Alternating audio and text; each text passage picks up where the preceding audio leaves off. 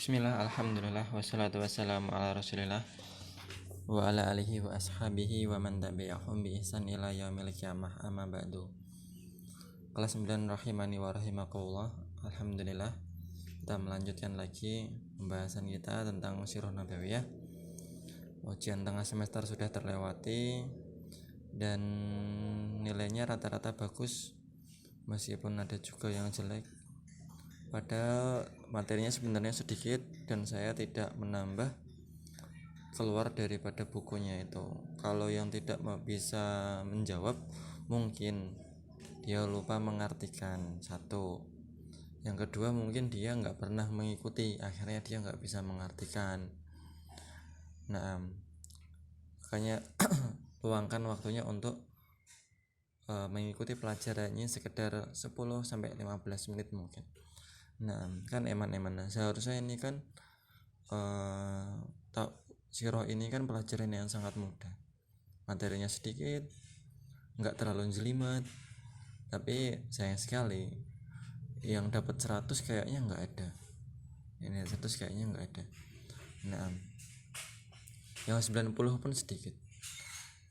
Nah, ya semoga di ujian yang selanjutnya nanti bisa dikerjakan dengan lebih baik. Nah, kita masuk ke bab yang selanjutnya, yaitu bab yang ke-21, gangguan orang-orang Quraisy terhadap Rasul sallallahu alaihi wasallam.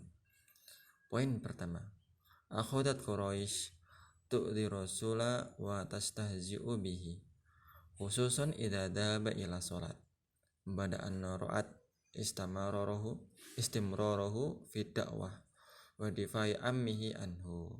Naam, akhodat Quraisy tu'di rasul, mulailah orang-orang Quraisy itu tu'di rasul, mengganggu Nabi sallallahu alaihi wasallam, wa tastahzi'u bihi, dan mengejeknya dengannya. Maksudnya mengejek karena membawa syariat Allah Subhanahu wa taala.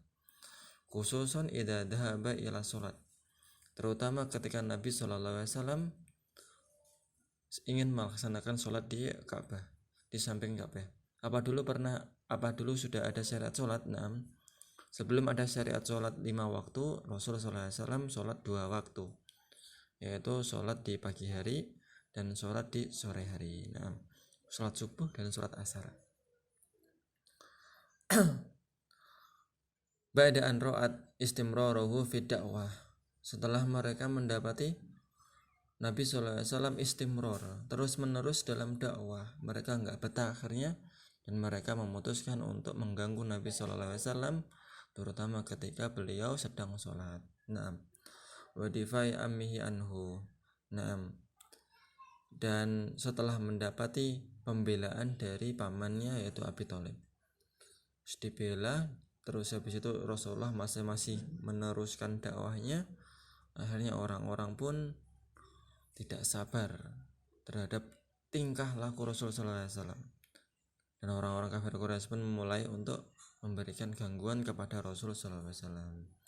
Wa kana sallallahu alaihi wasallam yuqabiluhum bil hilm was sabr wal lutfi wal afwi. Naam, wa kana Rasul sallallahu alaihi wasallam, dan dahulu Rasul sallallahu alaihi wasallam menghadapi mereka bihilm, dengan hilm. Hilm itu ketenangan, wasobr, dengan kesabaran, walutfi, dengan kelembutan, wal afwi, dan dengan memaafkan mereka. Nah, Rasulullah SAW sabar, tenang, lemah lembut masih mendakwai mereka, dan Rasulullah SAW juga memaafkan apa yang telah mereka lakukan kepada beliau sallallahu alaihi wasallam. Masya Allah, akhlak yang sangat agung. Yang ketiga, wa kana sallallahu alaihi wasallam asyaddahum idaan li rasuli Abu Jahal. Wa kana, dan dahulu Rasul sallallahu alaihi wasallam asyaddahum idaan li rasul, orang yang paling aktif, yang paling besar gangguannya terhadap Rasul sallallahu alaihi wasallam adalah Abu Jahal. Siapa Abu Jahal? Jahal pamannya Rasul sendiri. Dia adalah namanya Abu Jahal, namanya Amr bin Hisham, orang Quraisy, tokoh Quraisy yang disegani, orang yang menjadi seorang yang menjadi panglima perang pada saat perang Badar. Nah, ketika perang Badar maka Abu Jahal ini orang yang paling getol untuk mengobarkan api peperangan, dan dialah yang memimpin pasukan Badar, dan berangkatlah mereka ke perang Badar. Nah, dan Abu Jahal ini di akhir hayatnya, di kematiannya, pada akhirnya nanti dia akan mati ketika pada perang Badar. Dan siapa yang membunuhnya?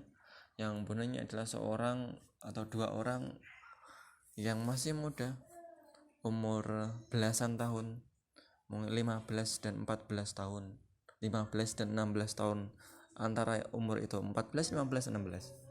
Dua orang anak muda yang dia Masya Allah sudah berani untuk berjihad di jalan Allah Subhanahu wa Ta'ala, dan dengan gigihnya mereka memporak-porandakan barisan pertahanan yang dibuat oleh Abu Jahal. Nanti akan saya ceritakan detailnya ketika kita sampai ke perang Badar, insya Allah Ta'ala. Nah, Abu Jahal ini orang yang disegani, orang yang sombong, Masya Subhanallah, sombong nih pokoknya. Dan Allah Subhanahu wa Ta'ala menghinakan Abu Jahal ini, Amir bin Hisham ini, untuk apa? Dengan apa? Dengan kematiannya. Dia dibunuh oleh seorang yang baru saja masuk Islam, dua orang anak muda. Dia dibunuh bukan oleh seorang yang punya nama besar semisal Ali bin Abi Thalib, semisal Umar bin Khattab, semisal dan yang lainnya. Tapi Abu Jahal ini mati dibunuh oleh dua orang anak muda yang bernama Mu'adz dan Mu'awadz. Nanti akan Mu'adz bin Afra dan Mu'awadz bin Amr bin Jamu'ah radhiyallahu anhuma. Ini orang yang membunuh Abu Jahal. Kemudian lagi ada ini wa Abu Lahab, dan juga Abu Lahab. Abu Lahab ini orang yang yang disifati Allah Subhanahu wa Ta'ala masuk neraka padahal dia sendiri masih hidup. Ketika kalian masih ingat ketika kejadian di Bukit Sofa, taban laka wahai Muhammad, sungguh engkau itu bakal celaka, apakah engkau mengumpulkan kita gara-gara ini? Tapi Allah Subhanahu wa Ta'ala membalas apa yang dikatakan oleh Abu Lahab tadi dengan ayat tabat yada abi lahabi wa tab. Nah, kalau seandainya Abu Lahab ini pintar, ketika turun ayat tersebut Abu Lahab masih hidup, masih belum pikun, masih dalam keadaan sehat walafiat. Nah, dia seorang tokoh yang disegani. Dia benci terhadap Islam. Dia mengatakan Rasul itu bohong, dusta, Islam itu dusta. Seharusnya gampang sebenarnya apabila Abu Lahab ini pintar. Abu Lahab ini ketika turun ayat bahwasanya dia akan di neraka dan dia tidak akan masuk selamanya ke dalam Islam, ayat dari Allah Subhanahu wa Ta'ala, sebenarnya kalau dia pintar membohongi diri sendiri lah, tidak masalah membohongi kaumnya sendiri, maka dia setelah Abu Lahab tahu ayat itu turun tentang dia, dan apabila dia ini pintar, maka Abu Lahab ini seharusnya dia masuk Islam meskipun cuma pura-pura. Untuk apa? Agar ayatnya ini bisa terbantahkan. Kan ini kalau dia pintar, tapi Abu Lahab ini orangnya bodoh. Nah, tapi dia ini akhirnya nggak masuk Islam kan. Kalau seandainya dia ini masuk Islam, meskipun hanya dengan pura-pura masuk Islam, maka orang-orang kafir Quraisy pun akan mengatakan Islam ini atau Muhammad itu benar-benar seorang pendusta.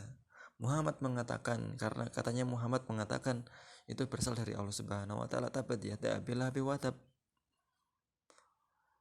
Dan kemudian Abu Lahab itu celaka, dia tidak akan masuk Islam dan dia akan kekal bersama istrinya di neraka. Berarti dia tidak akan masuk Islam. Nah, ketika mendengar itu harusnya Abu Lahab itu dia mengumandangkan syariat syahadatnya. Wah, saya masuk Islam tuh. Ayatnya salah kan? Nah, ini saya masuk Islam nih akhirnya kan gitu. Tapi ternyata dia mikirnya nggak sampai situ. Nah, dan Abu Lahab ini orang yang pernah ketika Rasulullah SAW sholat, beliau ini melakukan atau meletakkan kotoran di pintu rumah Rasulullah SAW. Nah, dan pernah lagi ketika Nabi SAW sedang sholat, mencekik Nabi, dicekik. Kemudian datanglah Abu Bakar radhiyallahu anhu melepaskannya sambil berkata kepada Abu Jahal, apakah engkau akan membunuh orang yang mengatakan Tuhanku adalah Allah, sedangkan ia datang kepada membawa keterangan dari Tuhannya, dari Tuhanmu.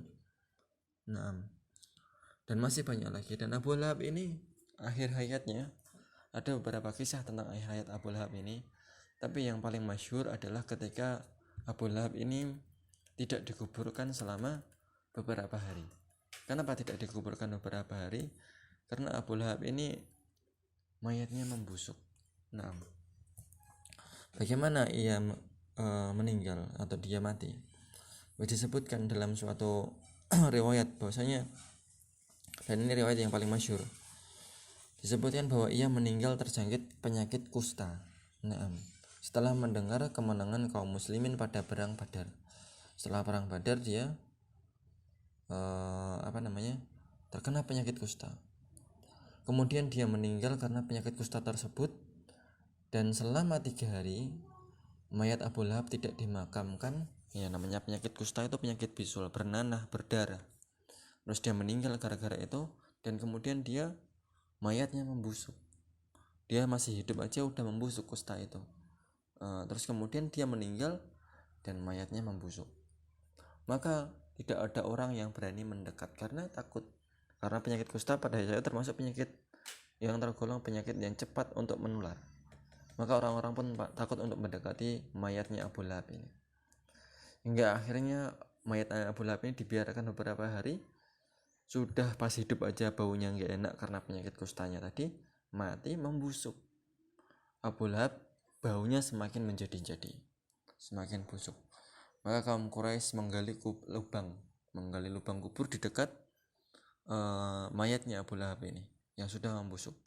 Di dekat situ digali beberapa meter mungkin di sampingnya.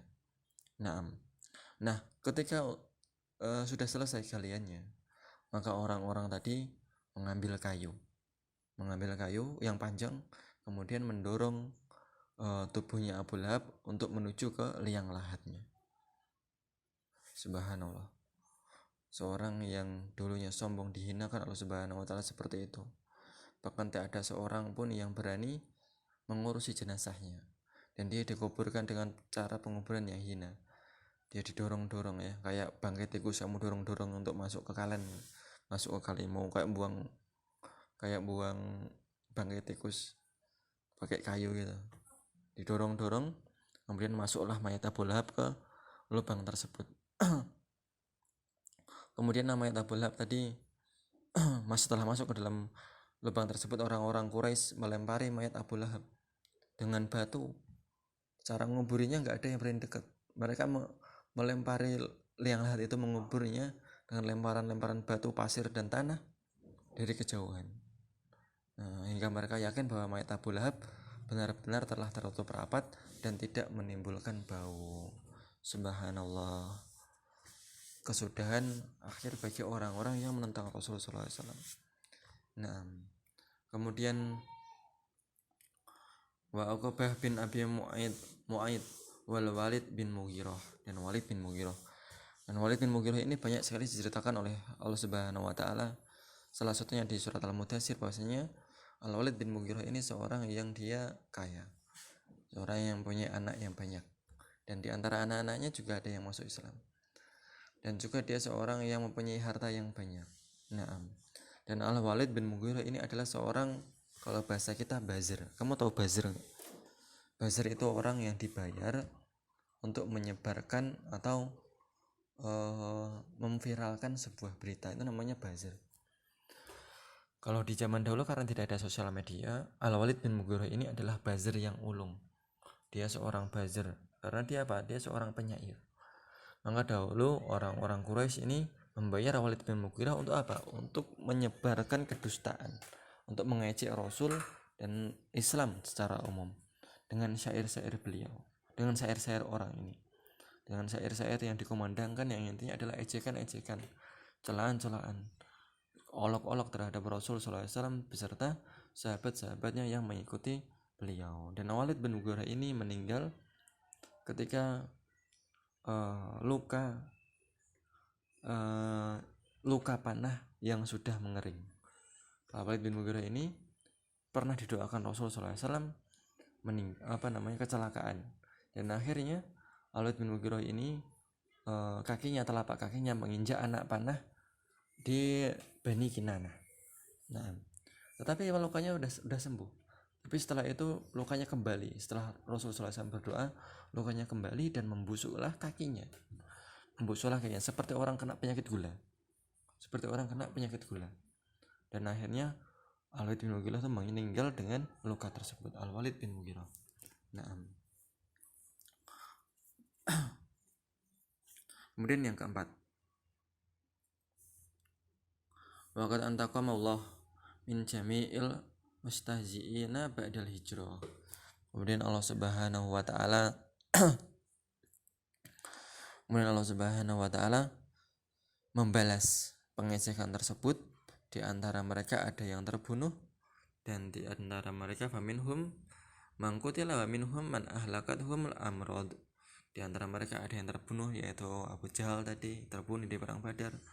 Wa minhum man ahlakathu amrad, dan sebagian dari mereka juga binasa karena amrad, penyakit-penyakit. Nah, sebagaimana Abu Lahab dan juga Al-Walid bin Mughirah. Nah, saya kira cukup dari saya. Afwan agak lama. Aku qouli hada, subhanakallahumma bihamdika asyhadu an la ilaha illa anta astaghfiruka wa atubu ilaik. Assalamualaikum warahmatullahi wabarakatuh.